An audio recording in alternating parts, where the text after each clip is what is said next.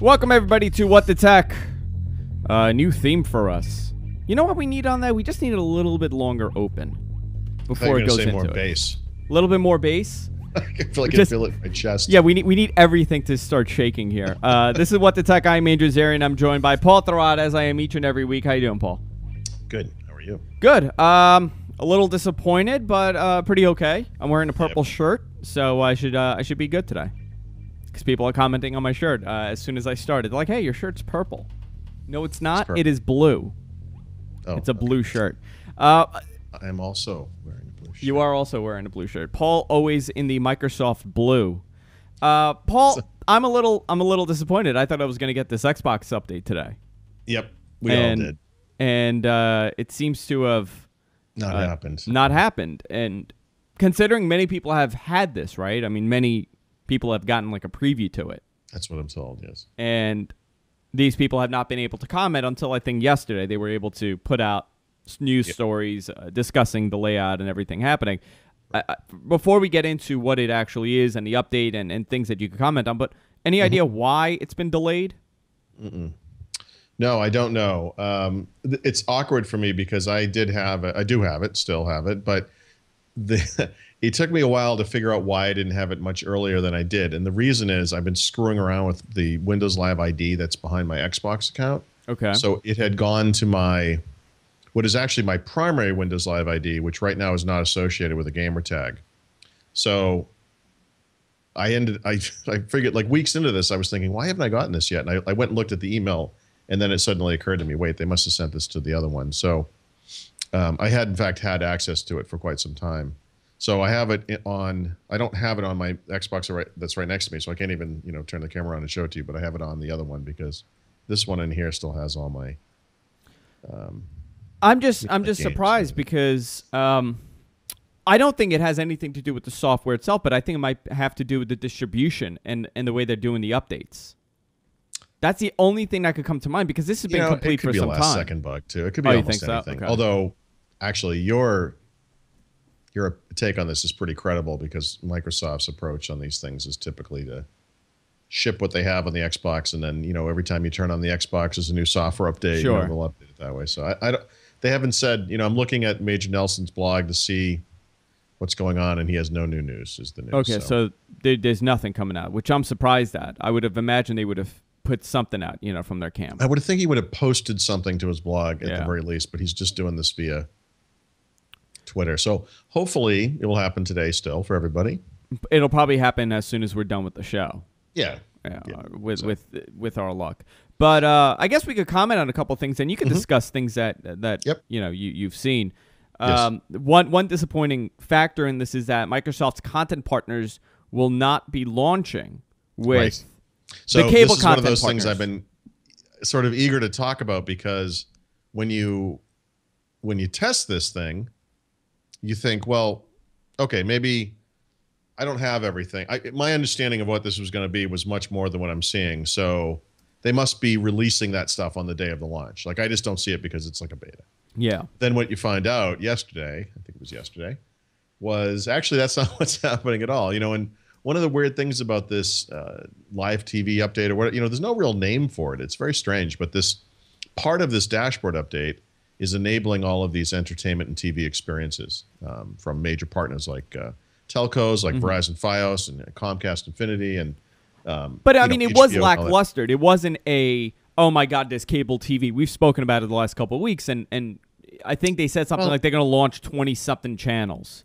It wasn't clear. I mean, I think that's the problem. In the beginning, when they announced this, I want to say back at E3, which must have been June timeframe, and it was very vague. It was part of a bigger announcement, and they never really explained what it was. And then in the fall, they discussed it again briefly, and I think that's when they announced some of the partners and what's going on here. And really, what's going on here? The Xbox 360 has always had these kind of digital media capabilities. It's a powerful computer essentially. So it's had what now are sort of lackluster features for connecting the content that you have on your home network. You can plug in certain devices and get content from them and that kind of stuff. And then over time, they've added support for various online services like Netflix, Hulu Plus, Sure. Facebook, and Twitter and stuff like that. I was surprised that it happened this early, considering that we hear about these agreements and we hear about these partnership deals constantly. I can't remember when it was, but Verizon. Do you remember when the Verizon CEO and the Time Warner CEO went on stage together and they said in 2011 and 2012 they're going to work on delivering content together? Yep. And it was almost like this weird alliance. That's still happening? It is. Yeah, I just saw a news story about that. I think it was Comcast is going to be selling Verizon products soon. I think this is a non-competitive deal, like one of those keep the regulators off our backs kind of deal. If we allow you into our markets, no one can claim we have. So the deal that I remember between Time Warner and Verizon was that they are going to concentrate on having their content online, and they're going to work together. Yeah, on I didn't see delivering what the content. Specifics were, what that meant, but I don't remember. That's not related to this, though, right? I mean, Microsoft strikes whatever deals they have with whatever content partners, and those things, in many cases, are exclusive, not just to locales like the United States or Canada, but also to very specific regions. If you live in an area where you can't get Comcast, you're not going to get the Comcast services through the Xbox next year whenever that goes live. You have to be a Comcast subscriber. So some of these things are very particular, and you need to, Microsoft has a list. Actually, they have a couple of different lists, some of which are more complete than others, that kind of list out the various content partners they have and what countries they'll be available within. Mm-hmm. And so your mileage is going to vary. Obviously, in the United States, we're going to have a pretty good picture. Yeah, we have pretty much an idea what it's going to be. A lot of Viacom stations, I noticed. Yep. But that is not happening with this release, and no, it's not. A lot of people are surprised. So, it's so I don't know why, but I mean, I guess the way to say it is, the first step, of course, is there's the visual refresh. You get this Metro style UI, right? So this is the user interface that looks a lot like the Windows 8 or the Windows Phone.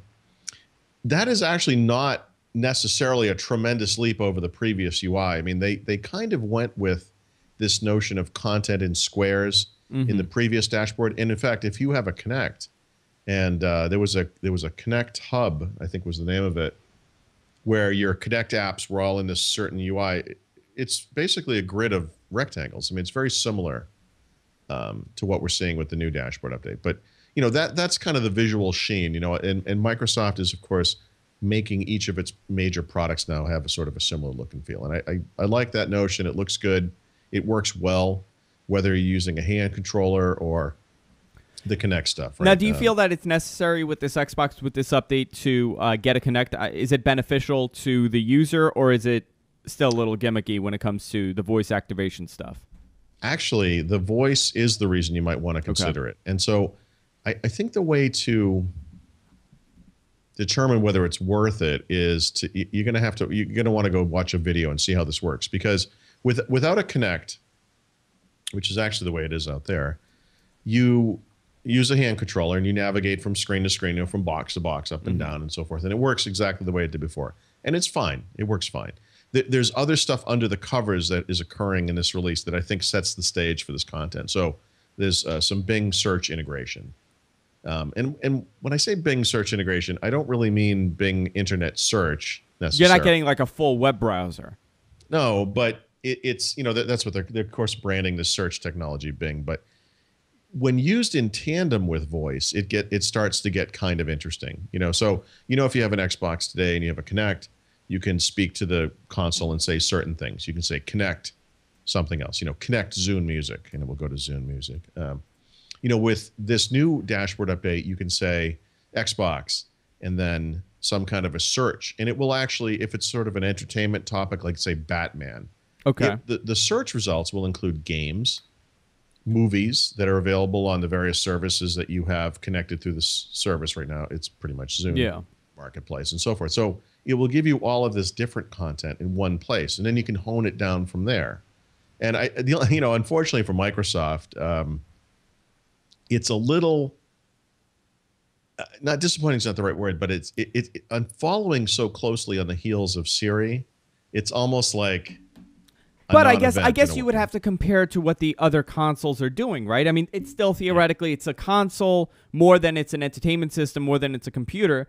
So if you look at what I mean, Sony is doing. Sony's been frozen in time since the release, and it's been, to me, it totally fell apart. And the only reason why many people bought it, unfortunately, and I'm sure that many people bought it for the gaming, but many people bought it because it's a DVD player on top of Blu-ray player on top of what it is. It's not a bad Blu-ray player. No, it's not.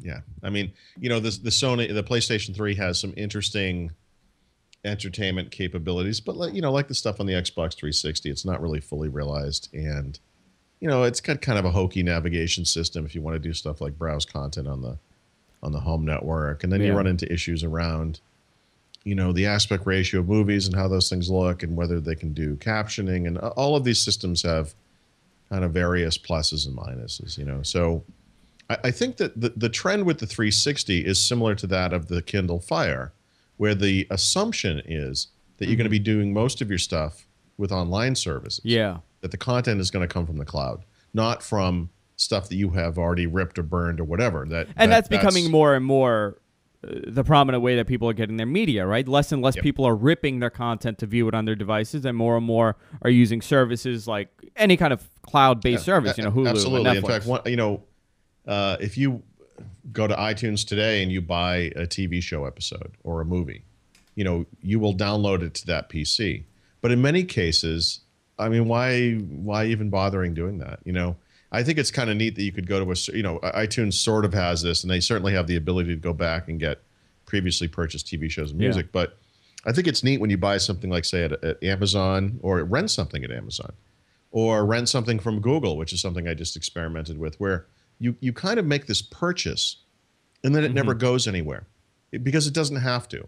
Because at some time in the future, or immediately, you can decide, I want to watch this thing from this device, and then you just connect to that service and do it. It doesn't have to be in a particular place, which is kind of the old-fashioned way of doing it. So with the Connect feature, and I'm getting questions as we're discussing, and I encourage you guys to submit your questions in the chat room or on Twitter. But the chat room is the best way, because I have like 10 displays with the chat in front of me. If you go to gfqlive.tv, you could chat with us. You could submit your questions and ask whatever you need to know.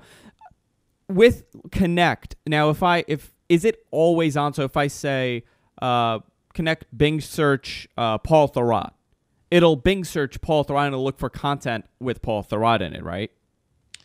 Unfortunately, if you say something like that, it will probably have no idea what you're talking about. No idea. Okay, so how does it work? Yeah. So what do I say? Bing search? I do not know what it would do. I've done all the basic stuff where you say, I know what I do specifically is I go and I look and see what's out there, and then I want to see if it comes up with those things. And by and large, it has. So you can navigate around the Xbox interface. You can go and look at the services you have and say, for example, if let's say you wanted to watch a movie that was on Netflix, right? Okay. You could search for things. I guess there are two ways you can approach a service like Netflix. You could get it and say, okay, I'm going to pay X number of dollars a month for this service, and it has some collection of content. And on Friday night, I'm going to go see what's there, and whatever strikes my fancy, I will watch that particular thing.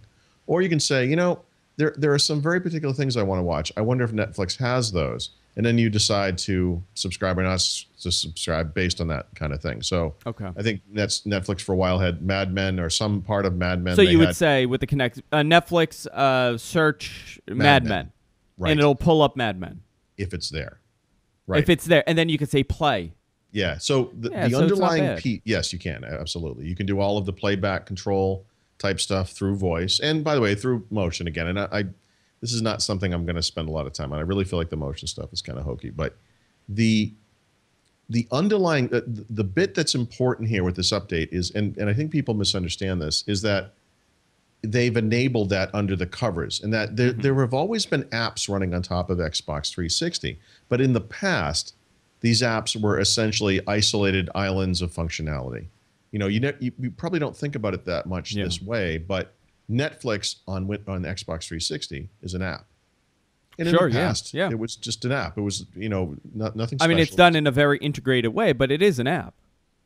Yeah, just an app. Yeah. Now it's much more of an integrated way, because now they're tying into the back-end system, so including this Bing search functionality. So if you look at the selection of apps that are available on the Xbox 360, between the version that most people have today and the version that's available through this new dashboard update. Those apps, the app list is not actually any different today. It's going to change. That's changing soon. But as of today, it's exactly the same. And it includes some things. I had to go back and look on the other console because I at first I thought some of these things were new, but of course I use the console mostly to play video games, so some of these things were new to me. So I knew, for example, that Netflix was on there. I knew that Hulu Plus was on there. But there was an NBC Today app, and I thought that's kind of interesting. That must be new. And then if you go back to the console, and I just turned mine on so I can go look. NBC News is there, and it says NBC News, but it's NBC Today. No, it's not. It's not going to have live content on there. No, it's streaming. It's top news. There's stuff from today. They have the most frequently viewed videos. They have some clips from nightly news from the Today Show, entertainment clips. It's okay. Sure. I mean, this is like the kind of stuff that it reminds me of what Microsoft used to do when they did that channel bar in I guess it was Windows 98 or whatever with these internet connectivity pieces they were doing. It's kind of like that kind of stuff. By the way, Bing search does find pornography. Just an update from the chat room. So for all our pornographers. And you can do that hands on or hands off, baby. Yeah, but if I had a rim shot sound effect, I would have played it right there. I mean, to me, I'm not crazy about connecting, and I've had no reason for it. But to think that if I'm in bed and I'm watching something, I could theoretically, navigate my way around without having a remote in my hand. It's an option. Yes, I mean, so it remains to be seen how well it works. How far that goes. Yeah. We're not yet at the situation where you walk in the room and say Xbox on and go from there. I mean, you're touching something, some controller at some point in this escapade. I mean, it's sort of like Siri. You can talk about how powerful this thing and it is, but at some point in most of these Siri interactions, you're looking at the screen, verifying that something is correct, and often acting on it or adding more information to doing something like that. And this is like that. It's very much, well, it's early, Sure. But I think, again, the powerful thing is they've built these capabilities in for everything to use going forward. And that's what's cool. So when we look over this list of content, which again, I was hoping was just going to pop up and appear today originally until I found out yesterday that wasn't happening. All of that stuff that's coming is going to be able to play as part of this. And it's in many ways, except for the fact that there's no, well, that's actually not true. I was going to say there's no live TV. There is going to be some live TV for some customers, depending on where you are and what your service provider is. Now, I had a question come to me a couple minutes ago. With services like Roku and Google TV and those types of services, there's a lot of web exclusive content available on those things. Any reason why Microsoft or the Xbox team decided not to really concentrate on those web type services? I have a pet peeve about the why questions because they're so hard to answer. I'm not the one that makes the decision. So but have you heard a reason why? Because initially I thought when they did this announcement that they had said web exclusive content will be on, and that automatically made me think, you know what, they're going to throw in a lot of these content providers on. Yeah, I don't know, and well, give me an example of something that falls into that category. Like Revision 3, for example. Yeah, so I don't see any reason why that couldn't be. I think clearly what they were shooting for this time was, Microsoft had done the media center thing, and at the time the focus was on live TV, like broadcast TV. It's complicated interacting that stuff with computer stuff. It's a mess of cables and delays, and it's awful. So I think looking at the situation today, they said, the future of this stuff is these services. It's Hulu and Netflix. It's things like that. And that my Connect is responding to me because I'm talking. So what is that about Hulu? My Connect just popped up and thought I wanted to do something. So leave me alone. I'm like waving my hand, so it's getting excited. I think that's the push. But when I look at this list of companies that are involved with this, that are coming soon. Are you looking at the same list that I'm looking at, or a different list from the one I had? Let me see if I can find the best list to look at was actually on Major Nelson's blog. Okay. He had a more complete list, and I will actually send this to you now. Because if you compare this list to the one that was on Microsoft's Press Pass site, this one is far more complete. So what this says to me is I look at the list of stuff that was expected for today, and it's basically stuff we have today. ESPN today, Hulu today, Netflix today, and these are the United States. And then today, MSNBC. We have that today. Later in December, in the United States, we're going to see such things. Actually, I wrote a list in my own article. It'll probably be easier to just look at that. Such things as Sony Pictures, Crackle, Daily Motion, iHeartRadio, MSNBC.com, TMZ, United Fighting Network, I think is UFC, Vivo, which is Ultimate Fighting. Ultimate, okay. And YouTube. And then in early 2012, we're going to get Cinema Now, which is the old movie purchasing and rental service. It's owned by Blockbuster now, I think. HBO to go and Major League Baseball. Yeah, I mean this is a really big list. Yeah, it's great. So imagine you are. I mean, there are different ways to get some of this content, right? It's interesting to me that I'm not quite sure why I would choose to use an Xbox to view some of this over just using the TV, other than that notion of those secondary TVs like we were talking about before. And that's who I think this would be for. I think so. Because if you subscribe to HBO, for example, and you have a beautiful like 50-inch HD TV in your living room, why would you turn on your Xbox 360 to go to HBO to go when you have a stunning HD quality on-demand HBO content coming right through there? Like I don't understand why you would do otherwise. I see this for the kids, really. You know, kids are like an entertainment room. You don't want to necessarily put a cable box in your kid's room, but they do have an Xbox, and they have some of the availability to these channels through the Xbox. Right. But well, how's the parental control? The sort of the mobile version of this, right? Some of this stuff is obviously available on the iPad and all that kind of stuff. But from Microsoft's perspective, I would hope that and maybe that's part of that thing that's happening tonight with Windows Store, is we're going to find out that some of these things are coming to Windows 8 as well, so you can take them with you on the road. That's where HBO to go becomes really interesting. I subscribe to HBO. I'm taking a business trip, and I want to watch the latest episode of whatever the show is at the time. I want to do it from my hotel room on the trip. How nice would it be if I could do that, you know, on an iPad or on a Windows 8 slate or on a Windows phone or whatever? And right now there is no Microsoft kind of sanctioned way of doing that. I mean, unless I'm sure they must have a PC client or whatever, but you know, on something that makes sense, like a nice consumer device. Yeah, it is interesting how they're going about this. So today we probably won't see this today at this point. I mean, that's not necessarily true. I mean, in fact, I was looking very carefully at the wording from their press release materials yesterday. It seemed to imply that this was going to roll out over time, and that, you know, with previous dashboard updates, there's always this kind of mad scurry for people to get it right away, and this one's even a bigger deal, I would say, than the other ones. So there's no conception of, you know, the United States gets it today, Great Britain gets it tomorrow, France gets it on Friday, whatever. Apparently it's kind of a random selection type thing. So I keep looking for word that it's happening, and I'll check again, but so far. Listen, put it out at midnight, have the hardcore user go and download it at midnight, and then the rest it'll trickle down. They were going to do. I actually woke up this morning and just turned on the Xbox to see if it was up, and it wasn't. And then I figured out, oh, actually they're waiting, and Connect is still responding to things I'm saying for some reason. So if you hear music start playing or whatever. Yeah, you Connect thinks you're It's funny, it actually just navigated to something. So I had expected them to do it at midnight, but it was supposed to roll out at 10 a.m. Eastern today for whatever reason. And so you know, it's been delayed like 6.5 hours by this point. That's a big delay. We'll see. Now they're also having an event, right? Windows is having an event. Yes, in San Francisco. And did it happen now, or it's happening?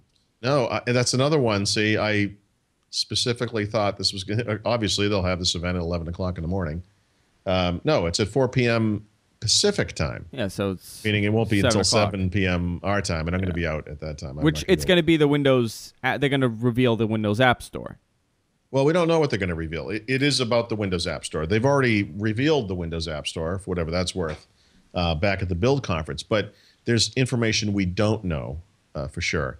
I can tell you, and this is something that actually caused a little bit of controversy at the Build conference. Actually, before the Build conference, we went to a reviewers workshop, and during one of the breaks, I was talking to Steven Sinofsky, and who runs the Windows division, and I asked him about whether Microsoft was going to take a cut of the apps that were sold through the store, like Apple does, 30%. Yeah. And he said no. That's interesting. And a bunch of people kind of hurriedly wrote down, took notes and everything. A bunch of people witnessed this. Now, since then, Microsoft has said on the record, we have not announced what we're going to do with that yet. So I would assume that will be part of the announcement. I guess that's their way of encouraging developers to develop for this new standard that they're going to be doing, right? Yeah. I think that's one of the smartest things Microsoft could do.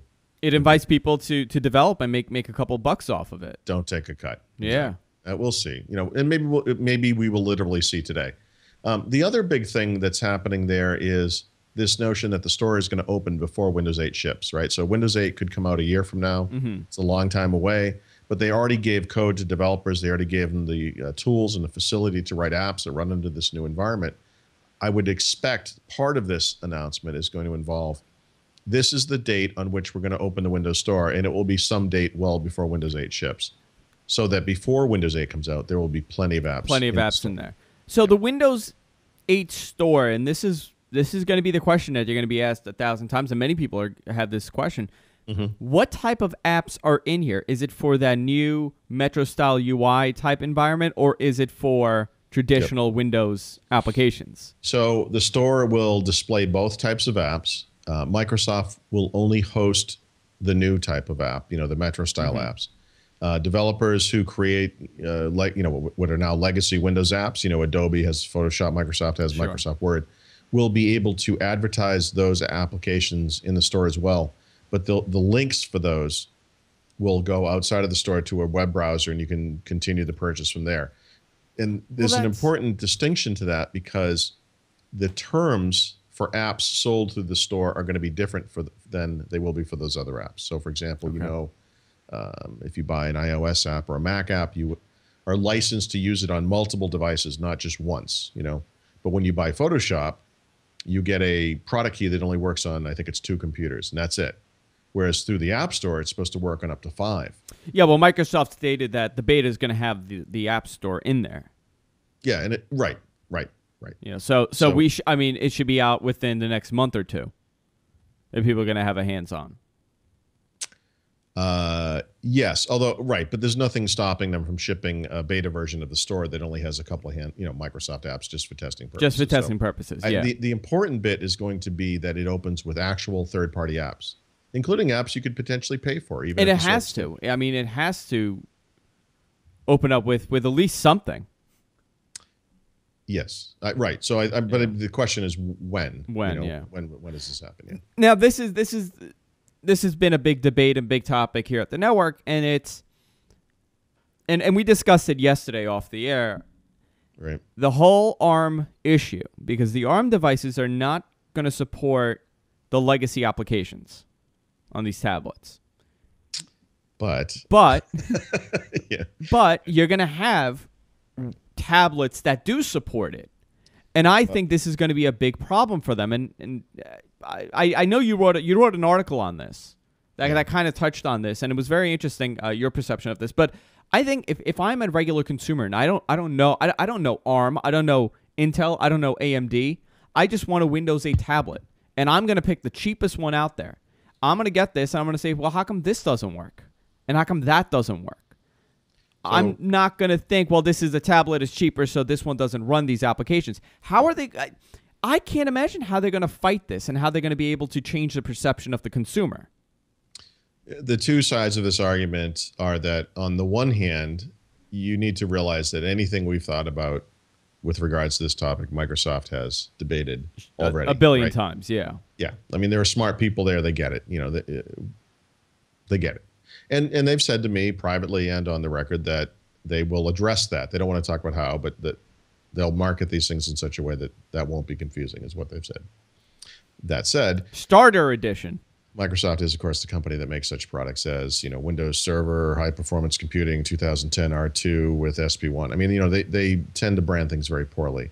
So hopefully they really do get it right. I don't know. I don't. We just don't know right now how they're going to handle it. It's going to be a very interesting Yeah. path the next couple months because they kind of have to change this whole idea of it being the same Windows.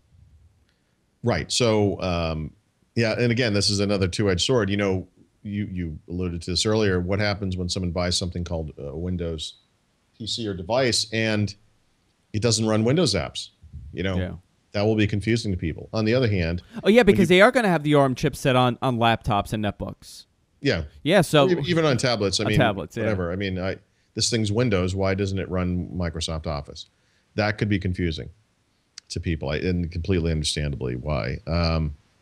On the other hand, you know, when you buy something that's simple like an iPad, iPad doesn't blue screen, you know? Yeah. An iPad is a simple device that just works. But you kind of know what you're getting with the iPad. You know it's not. Well, but that's the problem with these tablets. How do you know what you're getting? You know, it's... Yeah. Microsoft talks about this sort of no compromises approach, you know, with Windows 8. And that will certainly warm the heart of a certain kind of person. On the other hand, when you say no compromises, you're also suggesting a certain amount of inherent complexity, and that's going to turn off a lot of people too. So, you know, this is an interesting theoretical discussion. The problem is Microsoft could end it all right now by simply saying what they're doing, and then we could debate what they're doing. Yeah. And it adds a layer of extra stuff because we don't know what they're doing. They won't say. And this is the biggest problem I have with Microsoft. They're not transparent in the slightest. And but I mean, you look at Apple. Apple has zero transparency when it comes to this stuff. Right. So what's worse? You know, it's 2009, and Apple is working on a tablet that's going to come out the following spring. They don't say anything. They just never talk about it. Why would they? It's not ready. Microsoft this year is talking about a tablet that's going to come out next spring. They've said they're going to make a tablet. But now we have all these questions, but now they won't answer any of them. But I think the difference there, Paul, but which one's better? I think the difference is that Windows Phone is now running on this tablet. Windows Phone is not running on this tablet. Opposed to what Apple did. Apple pretty much took their iOS and they just put it on a bigger screen. It doesn't matter what Apple put on the tablet. You know, when it arrived, they said, this is what we made. Yeah, we want one UI. Here's some information about what we're going to do. We'll talk to you again in 6 months. Yeah, and then there was a veil of silence. And to me, that's not the same thing at all. I'm just dying to know how they're going to battle this. I mean, they have to have some sort of game plan. I mean, you're absolutely right that this is not some guy coming up with an idea. This is a multi-billion-dollar company that is creating the path they're going to take for the next decade with this operating system, because this operating system does show us the path that they're planning on with the company. It's a radical move what they're doing. Yeah, very radical, and more radical than I think a lot of people appreciate. Because when this thing fails, if it does, you get some problems now. Do you think it can fail? I mean, we've used that word a couple of times and we've debated, but do you actually think that this is something that could fail with the amount of market share that they have and the amount failure for Windows 8 means it's like Windows Vista. Yeah. That's failure. You know, again, I throw this number out like it means something, but you know, there are like 30 times as many Windows Vista users right now as there are Mac. But Windows Vista was just it's the same path it took, right? It was still XP. It was still, you know, the same look, same feel, the same user could use it. This is something totally different. This is taking Windows and saying this is what you know of Windows is no longer this. But imagine a world in which nothing you do is ever right, and that's what Microsoft faces. So when they were designing Windows Vista, users were complaining that, you know, the Mac has like these you know, see-through translucent effects. You guys never do stuff like that. You never really take advantage of the hardware anymore. You know, you always write your software to the base common denominator and whatever. So they come out with Windows Vista, really pushes the limits. All anyone ever does is complain, oh, I don't have the hardware to run this thing. It's too, you know, it's too slow. It does, you know, requires a new computer. You know, people whine about that. Well, that's the problem that Microsoft has, right? Because a lot of people, and we heard it with 7 when Windows 7 came out. I can't tell you the amount of emails I got saying, I don't know how you're praising this thing. It doesn't work for me. And then you find out they're trying to run it on a Pentium 3. Okay, but you know, that happens with Microsoft and Windows users. Microsoft will never please everyone. That's the problem. So today, a lot of people are whining, oh, you know, Apple makes this iPad thing. This is so great. How come you guys don't do something like this? What if they totally pull it off? I mean, what if Windows 8 on a tablet is a million times better than an iPad? Some huge portion of the population is going to complain, and by the way, they are complaining literally now today, that this thing is, it's designed for touch. It doesn't work on the PC you already have. Blah, blah. Why can't you just make something like Windows 7? Blah, blah, blah. You know, they're never going to please anybody. And this is a huge problem. You know, Apple faces a market that is ready to cheer the smallest thing that they do. They will buy anything. Their wallets are open and they're waiting. And Microsoft's user base is just waiting to be screwed over so they can complain. Yeah. And it's tragic. And I'm sure there are, you know, logical reasons why this is the way the world is, but it's just a fact. And but that's the older perception of Microsoft that has kind of moved on. Nobody does that with the Xbox with Microsoft, in my opinion. I don't think people do that with that. But that's the exception. I mean, the Xbox is the one product that Microsoft made that this thing had like a 90% failure rate, and all these people cared about was how quickly they were going to get it back so they could go back to playing Halo and Call of Duty. Couldn't have cared less. Microsoft, that's the only product they've ever made like that. But they are taking that Xbox mentality and that Xbox feel, and they're transferring it over to the desktop and the laptop and the phone, right? I mean, that's kind of where that UI started. But there are 1.1 billion people using Windows computers right now. There are how many million people using an Xbox? 30? It's what 60? it's like 5, 6. Oh, an Xbox, yeah. Xbox 360? It's in the tens of millions. Yeah. These things are not even close to being comparable. It's an order of magnitude a different size market. So if you got every single person that bought an Xbox 360 to buy a Windows 8 slate, this thing would fail. That's not enough. No, that's not. It's not even close. So they were successful in the context of that market, but that market is tiny compared to the market for not just computers, by the way, but the future market for what I think of as mainstream computing devices, which include smartphones and these tablet devices, and then traditional computers. And traditional computers, of those three, are going to be the smallest part of that market, the smallest part. So they're going after something that is much bigger, not just then the video game stuff, which is minuscule, and not just the PC market, which is big, but nothing like this future market for tablets and smartphones and devices. Oh, it's a huge market. It's a humongous market, and I think it will be successful for the most part. But I'm just confused on how, for the most part. But I'm just confused how they're gonna combat this. I understand. Listen, if I see a sticker on my computer and it says, you know, ARM edition or lightweight edition or whatever they're going to call that's the end of it. That's it. By the way, if I see a sticker on a box that says ARM edition, you're going to see that. I will switch to the Mac that day. I give up. You don't think we're going to see like? No, I screw them. If they do that, Windows if they do Light, that, they have learned nothing. Yeah. And then I hate to But say I mean, that. I'm just going based on what they've done up until now. You know, we've seen things like this. And that's the problem. Like I said, these guys say to me, "Oh, we got it. You know, but these guys also, you know, they put out the Kin phone. Yeah. So we gotta. I don't think the Kin phone was an awful idea. I just think that the provider screwed it up by charging you. The Kin would have been a blockbuster 2 years earlier. Yeah. I could say that. Yeah. And yes, Verizon completely screwed them up. I mean, they're charging you $30 for data on a phone. But whose fault is that? Did you really not know how Verizon was going to act? Yeah. I mean, you chose to work with those guys. But I mean, it's just obvious they wanted something out there to fight it, to fight the iPhones and the Google phones out there. I think they just needed something out there. I think they're already pushing the bounds of what's acceptable with multiple product editions for Windows, you know, desktop Windows, multiple product editions for server. They can't do this. They can't. This does not fly.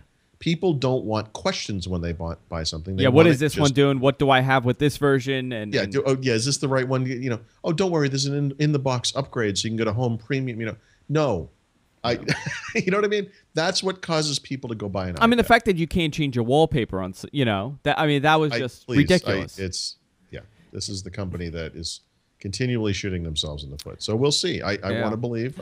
I think the App Store is a phenomenal idea, and this is their way of combating, you know, malware and spyware and viruses on the Windows. And I think this is going to, the long run, let's say the 18-month plan, I think this is going to totally take a chunk out of the way people download stuff. If they can, and if of course it's easy for people to use, and piracy, of course, too. It's going to fight piracy, but I think this is going to change them, and this is going to be a great press release saying, virus infections for Windows machines down 30% since Windows 8 came out. I think that'll be a great selling point to fight the whole idea that you can't get a virus on a Mac.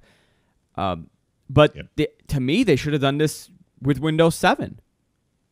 Oh, please. I mean, it's not a crazy concept. I want to, it was 2003, 2004. I was on a Security Roadshow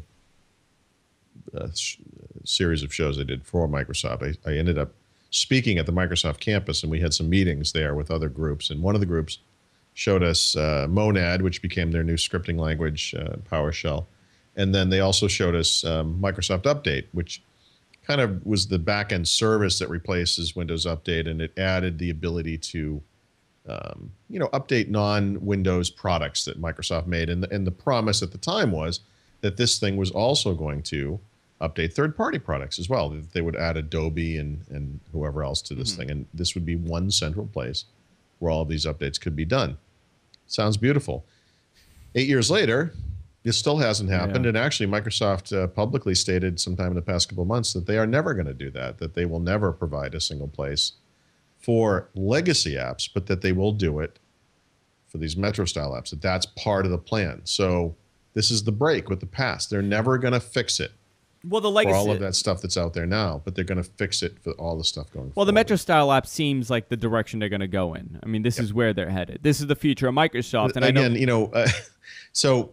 but if it fails, right? I don't think you have an option. Windows Phone apps are also sandboxed and safe from each other, but no one's really buying those either. So, if people buy Windows 8 and use it as if it were Windows 7 to run all of those familiar apps they like and use, that's going to be a little bit of a problem. But we won't see. Let's say it fails. Let's say this is just an utter mess, and people don't like it, and people don't want to use it. They don't have the luxury of saying, "Well, let's just throw it out." That's not going to happen. No. What you're going to see is an Apple-style update where they respond finally to some very valid concerns, like why can't I run Metro-style apps in a window so I can as a power user go between multiple windows, not just two, which is the default in Windows 8. You're going to see things like that, and have them. Sometimes it takes people actually using something to understand what the usability issues really are, and I mean lots of people. And that's why you see, there are softwares and operating systems that come out, and you think, how did they miss this? Yeah. Well, and you kind of need real world experience. You need volume, and you can have a beta test and it can have X number of people, but just by releasing something out into the world, that's when you find out. And that's why Apple's software development approach ultimately is flawed, because very few eyeballs ever get to see their software. But they also have the luxury of having, 10 pieces of hardware that this device works on. Yeah, but it doesn't prevent them from finding an enormous number of bugs and always releasing a 0.01 update within 2 weeks of whatever software we're talking about. They do it every single time. So, even on that, but that proves the point, right? Even on that very limited set of hardware, and Kinect is once again freaking out. Well, what every once in a while I say something that it understands, thinks is a command. Did you want Netflix? Is it Netflix you want? No? Okay. It says, please wave for Kinect. I don't know. I'm just, this is just so fascinating to me. The whole way they're handling this, and the way they're going to release this, and what they're going to do with it. And the scary thing is, now I'm thinking, well, I wonder what Apple's response is with the next operating system. I think Apple is very smart to sit back and look at how successful or how much they fail. And even more so in the near term, look at how people are reacting to what Microsoft is doing. Apple has their plans. They're going to do something. Many people, and myself included, assume that they're going to combine iOS and macOS 10 in some future release of an operating system for desktop systems and laptops. Do you feel that that's the right way of doing it? I don't think I've ever asked you what you think. Do you think that having one unified operating system for all these devices is the way to go for the future, or do you think there should be some sort of separation? It's a tough one. I mean, on the one hand, I would say that like a truly componentized operating system where You could have the base OS plus some services to make a phone, the base OS plus some more services to have a tablet, the base OS and all of the services to have a full desktop computer. Makes some sense. And on that note, I mean, that's kind of where Microsoft is heading with Windows, with Windows 8. Now, the Apple approach, which is actually just proven by being out in the market, is they kind of did the top-down thing. They had the big, heavy Unix-based OS, and they stripped it down, and they came up with what they now call iOS, which was basically a core part of Mac OS 10 plus the Cocoa Touch stuff, you know, the multi-touch capabilities, which now they're kind of retroactively adding back to Mac OS 10, which is very interesting. Apple's done it. Microsoft hasn't. I think the one big thing about Apple that is a huge advantage is that they just don't care, and they're very quick to cut off older technology. You can look at something like they make the transition from the classic Mac OS to Mac OS 10. They have this classic environment in there for a few versions. Then they get rid of it, and then they move on. And were Apple to make the transition away from Mac OS 10 and to a pro version of iOS that would run on these laptops and desktops, I have no doubt that that company could pull that transition off in a year or 2 years at the most. There would be some grumbling from the power users. But the most would just, put their heads down and go. You know what? The power users are like this. They're nothing. Yeah. Mac OS now has some tens of millions of users in their own right, 50 or 60 million, whatever it is. Power users are probably a single digits. Sure. And most of those people are normal people. And you know what? I have to say, the one thing that the iPad and the iPhone, iPod Touch have proven is this notion that simplicity wins, that it does, but we still have not seen it done on the desktop. We have not seen a simple desktop. When we do, it will be Apple that does it, and I bet they do a pretty good job of it. Well, really what the iPad needs to become a full-fledged computer is, it's funny when you think about it, but it's real keyboard integration and task switching. Yeah. That doesn't, and it's a full enabling of functionality that doesn't require touch. Yeah, real multitasking. Yeah. Yeah. So if you could do an Alt-Tab type of thing, and I don't know why I just tapped that on my computer, but you could, on an iPad, and switch between full-screen apps, that wouldn't be too horrible and would be fine for most people. What they need to do on a desktop system, just like Microsoft needs to do, by the way, with Metro on Windows 8, is just give power users the capability to run these apps in Windows. In Windows. That's it. And it would be something that normal people would never see. No, they would never see, but the power user would be happy. Oh, they'd be ecstatic. See, my whole thing is how, if I want to turn this Metro stuff off, I can't. Really? Well, you can. You can and you can't, though. You could exit it and you could go into like classic mode. But then I guess the argument would be, but why are you doing that? That's, you don't buy a new car and then remove the shell and put the old shell of the old car on there. I mean, like, why would you're buying Windows 8 because it has, that's the advantage that Windows 8 has. I mean, you're not going to buy Windows 8 for the handful of small changes they made to Explorer. Why bother upgrading? You're upgrading for this reason. Well, I'll give an example. The software that we use, there's no way that this would exist in a Metro environment. Yeah, right. So, to do what we do, I mean, there's no way. I got a screenshot here. I even turn off all the visual stuff. I'm just in classic, standard. You want this thing as fine-tuned as possible. Fine-tuned as possible just to get everything going. I cannot do that in this Metro environment. So how are they going to keep people like me? And there's many people like me. And there's many people not. So those apps can still happen, right? And will be upgraded and all that. This is that car truck thing, A car is going to be, in the Windows world, will be this Windows 8 ARM tablet, assuming it doesn't have the desktop and can't run those apps. And can't run any of those apps. It won't run any of the backwards apps, but even going forward, hopefully it won't. The thing you have is a truck. It's the full i7 x86 PC with lots of RAM, lots of storage. It's something that most people don't need. I wrote about this last week. My in-laws were here for Thanksgiving, and my father-in-law was looking at upgrading.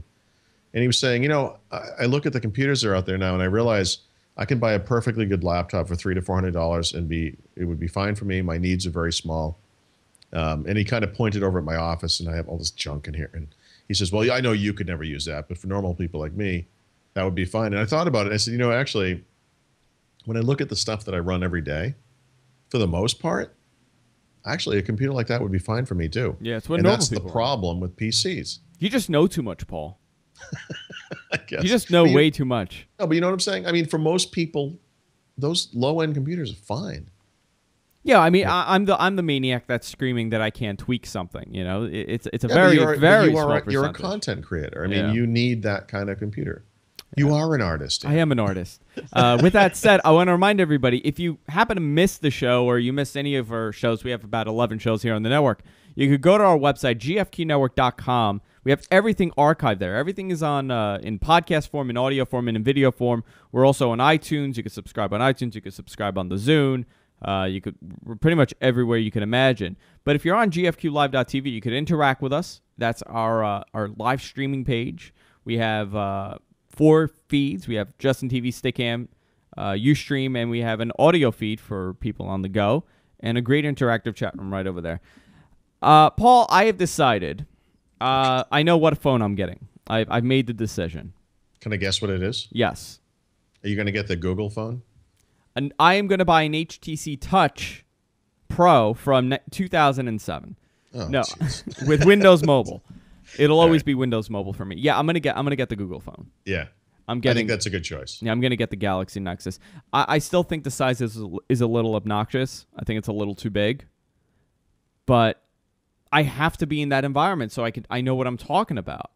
I was having this discussion with my wife. She goes, "Oh, are you gonna get it?" It's like, why wouldn't you just get the iPhone? It's $100 cheaper, and it's better. I'm like, yeah, I know it's better, but I got to comment on this. I have to know what I'm talking about. I need to be in that environment. So right. Friday, apparently, the release date is Friday, and this is just... Wait. Like this Friday? This Friday. This is when it's coming out. Oh, man. The 9th. Like Verizon? Yeah, Verizon. The 9th, they're getting it on. But here is how screwed up this whole Google phone concept is. The day before, the Droid 4 is coming out, and it's running Gingerbread. But this is the one with the keyboard. This is the one with the keyboard, yeah. So it's like, as I unplug and plug back in. So it's going to be, the new version of this. This is the Droid. Yeah. That's coming out Thursday. Droid. And then on Friday, you're getting the Google phone. You're getting the Nexus to Google experience with their latest iOS, Google OS 4. This is 4.0. This is well, it's coming with 4.1. That's the funny thing. Okay. So and that's probably what the delay was for. But you're releasing 2 phones, and they're going to be pretty much the same price. They're going to be both $299. I read a story about Verizon, by the way, that said next year their goal is to only have 1 franchise phone every quarter because they feel like there are too many of these things coming out. Wow, really? Absolutely the case. So what would they do? They would limit the suppliers, because I guess they're going to go to these companies and say, look, you can come out with the HTC Resound 3B or whatever, but we're not selling it until next August, so spread them out. Like, they just feel like there's too much of this stuff going on. So, yeah, these guys will release 1 phone a quarter. Well, no, this is like a franchise phone. Like, in other words, there's always, like, the best phone ever. Like, they'll allow other, Oh, you're saying, so, like, the Bionic was the franchise, and then it was the Razer now is the franchise. So, yeah, I mean, one of the theories about this Nexus Prime thing was that the reason it's been delayed is they just put out the Bionic and the Razer and what was the other one? And the Resound. Like, these things are all like $300 awesome phones, and it's like we can't do another one of these. It's only been 3 days, It's I don't know how they're gonna fight this, but I think they're making the right choice, by the way. But here's the thing: I don't think that Google phone is a Verizon phone. I don't think that's a Verizon flagship. No, but it's hitting that $300 category. It's very expensive, yeah. That's how they're determining it, because a lot of these new Android phones, you can get in even Windows Phone now. You can buy a new one for $50. They fall into that lower price category, and so they're looking at the $300 range as the absolute upper end of the market, and that they don't want to have too many new $300 phones all the time. It's just happening too much. But do you think it'll sell well? I don't think anybody's going to buy it, in my opinion. The Google one. Yeah. I don't think anybody's buying it. I don't care, to be honest, because I don't care at all, actually. I don't think people know that's the Google phone to get. I don't think people understand that there's 2 different types of Android phones. There's the low-end one. There's the one that they take and they put all this crap on it, and then there's the clean version. I'm going to write a couple of articles. I've already written some of them actually about photos on smartphones and how you get them onto the PC, how you get them onto online services, and yada yada yada. And getting photos from an Android phone to a PC is actually something that's very hard to describe because it's incredibly different on every phone. And I only have a couple of phones to go from, so I can tell you between my wife's phone and my phone, the experience is completely different. She has the iPhone, right? No. I mean, I'm just talking Android phones. Android phones, yeah. Yeah, like on Android, there is no standardized way. The UI is different. The wording is different. The mode you have to put it in so the PC can see it is different. It's a different name. I mean, this kind of inconsistency is killing Android. Well, I think then this is their argument. I was reading an article. I forgot who commented. I think it was Samsung that commented. They said, you can't look at it as an Android phone. You have to look at it as an individual phone because we take these phones and we put our UI on top of it. So it's not necessarily an Android phone on every, HTC puts out the phone and Samsung puts out the phone. You cannot look at them as both Android phones. You have to look at it as Samsung phone and HTC phone. But it's such dumb. This is dumb. The reason you buy a Windows PC is because it's Windows. Can you imagine if they HP-ified everything? And then there's Dell. I can very easily imagine that. Yeah, absolutely. I mean, they would love to do that if Dell took Windows and they totally made it a Dellified phone. They would be doing it now if they were able to. Yep. Oh my God, I could just see it. I could see Gateway putting a cow logo on everything. Actually, Dell kind of does do that. Yeah, they have a Mac OS X type dock that they add to their systems. Well, they all do it now. iPads have some kind of crazy additional UI like that. HP computers come with touchscreen interfaces that are. But you could turn it off, Paul. You could turn that off. I know, but I mean, but the point is, they do what they can do. If given free license, they would do. Of course, they would. My God, they would change the user interface. It would be terrible. It'd be a disaster. It would be like Android is. Yeah, and that's the problem. But I think that is right. If I guess one flagship phone per quarter.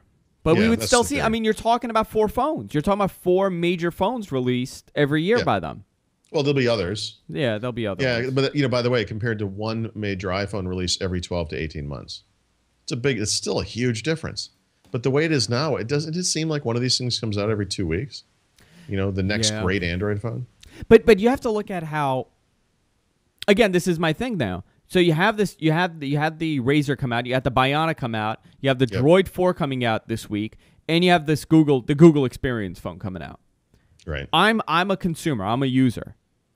I have no idea what to pick. I don't know. One is different from the other, and I'm gonna go in there and I'm gonna buy, let's say, the Droid because I want a keyboard if I'm coming from BlackBerry, for example, and I'm gonna get a totally lackluster experience compared to what you are getting with the new phone that came out a day after. So my phone is automatically outdated by a year compared to your phone that came out the following day. That's the wonkiness and the weirdness that I don't really understand. Yeah. That's the whole thing that drives me nuts with it. But I don't think this Google phone is going to sell at all. I think it's going to be a forgotten phone. They're not going to. There's no press.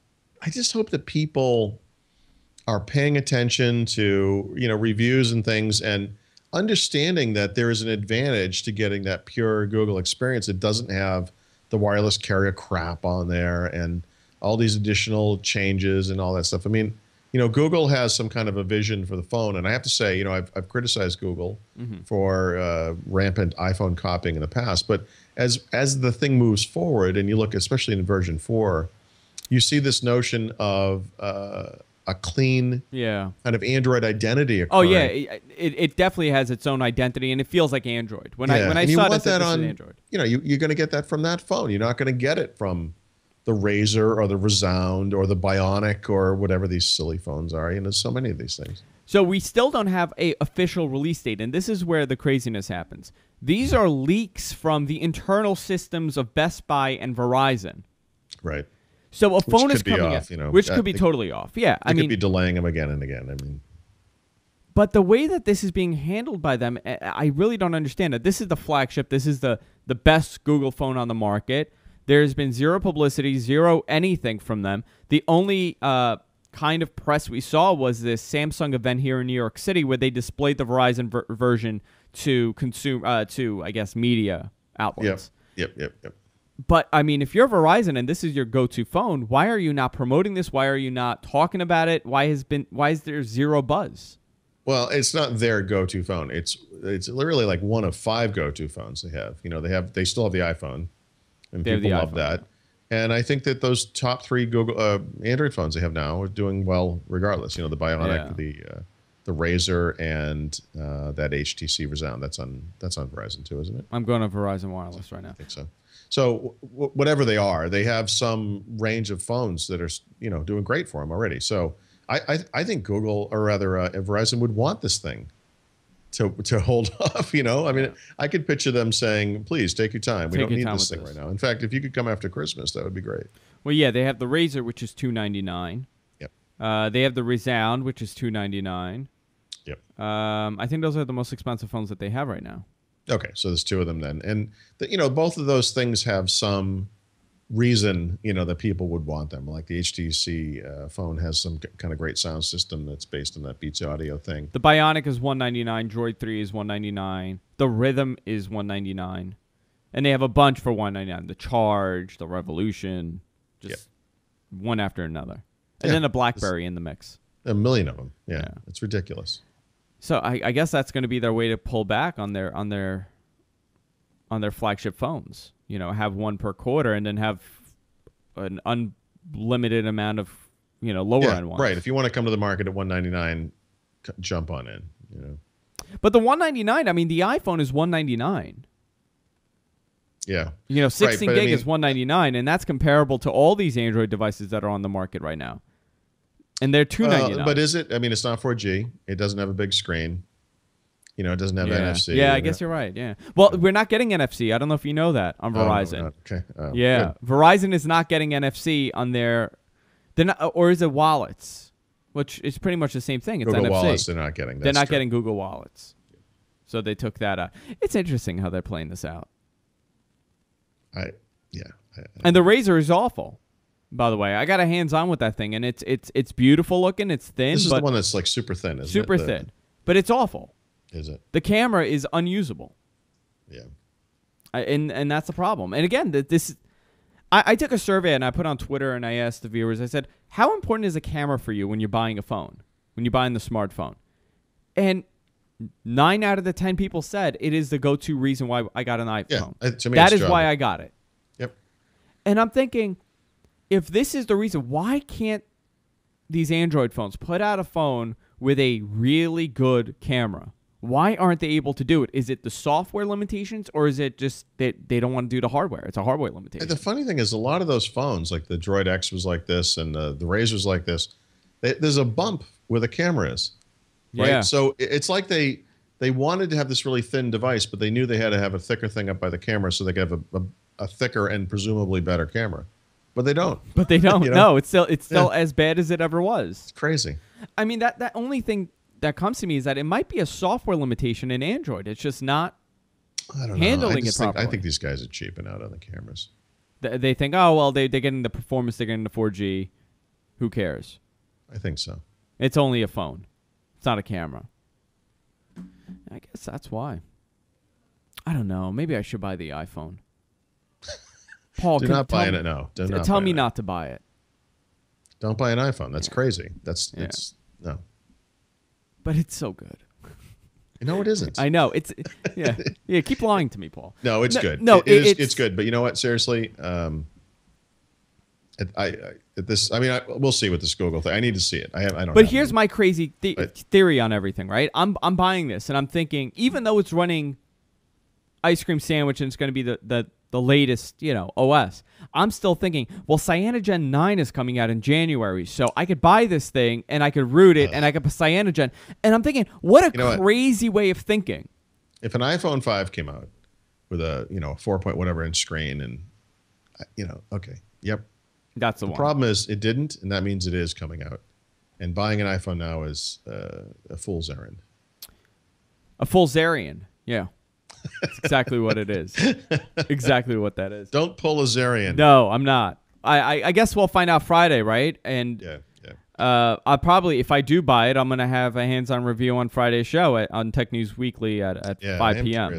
I'm very curious about this phone. I'll be able to play around with it, but who knows? This might be another storm situation where I'm going to wait online for 4 hours. Biggest regrets in my life, biggest mistakes I've made. I waited online for that storm for 4.5 hours, and I got thrown out of the Verizon store because I got upset that they didn't have enough phones. It was almost a blessing in disguise that I never got that phone. The other thing was my prediction on the flop that the iPhone would be, and my prediction that the standard for high-def DVDs will be HD DVD. I tell my son, even the best batters in baseball only bat 300. Yeah. So, 30% of the time. Yeah. It's just something to keep in perspective. It's that time to wrap up the show, Paul. Did it over an hour. Look at that. I'm astonished that you stay here for the full hour with me and you don't run out by 45 so I have minutes. the option to leave. Yeah. Oh, I didn't know that was an option. Hey, someone's at the door. I might be back. Yeah. I might not. Check Paul out at his website, winsupersite.com. Great stuff. Actually, a lot of the show notes that I get is from WinSuperSite. I cheat. And I just go, I'm like, what is Paul talking about today? Oh, that's good. Yeah, we didn't even go to carrier IQ. Yeah, who cares? I have actually my carrier IQ story should have posted by now, but has not. No, it's on there. Oh, it's on there now. I'm looking at it right now. It just went up. Okay.